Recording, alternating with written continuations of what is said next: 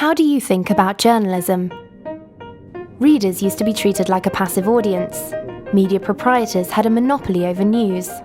Their journalists interpreted the world. They decided what the story was. And then they distributed the news to their grateful readership. The internet has changed all that. Now the audience can give their version of the story too. They can witness, record, and share what is happening around them. Suddenly, the stage is a lot more crowded. So how has this changed the way we see the world? We still think of news in a similar way. Important, unexpected things that happen, like a boat sinking. Previously, you could only find out what had happened through journalists. For those with the power to create news, the only competition was other journalists. But now there are lots of people who can help tell a story. They could be passengers, witnesses, weather forecasters, engineers with the knowledge of the mechanics of boats. Newspapers are not the only investigators. Bloggers do it too. In this changing environment, why compete when you can collaborate? We see the future as reaching out to people who can make our journalism richer.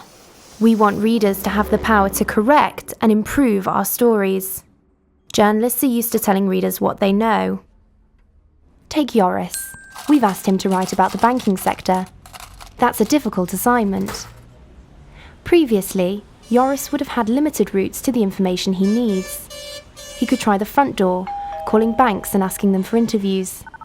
He could develop contacts in banking, make friends. He could think imaginatively to get the information he needs. Joris still does those things, but he's also doing more. He's being open. He's telling people about the big gaps in his knowledge, and he's asking for their help. He's saying, "Who knows more about banking than I do? Can you help? Who knows less about banking than I do? What would you like to know?" Lots of people are starting to help Joris. He's developing a community of people collaborating with his journalism.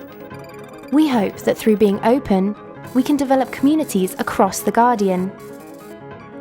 Take sport. It used to be that just a few people in the crowd could write the match report, reporters. But lots of people have interesting ideas, and now they can share them. In this new world, why would we only give you the perspective of one reporter? Instead, that journalist can curate the best contributions from around the world. We hope it means better journalism, which improves over time.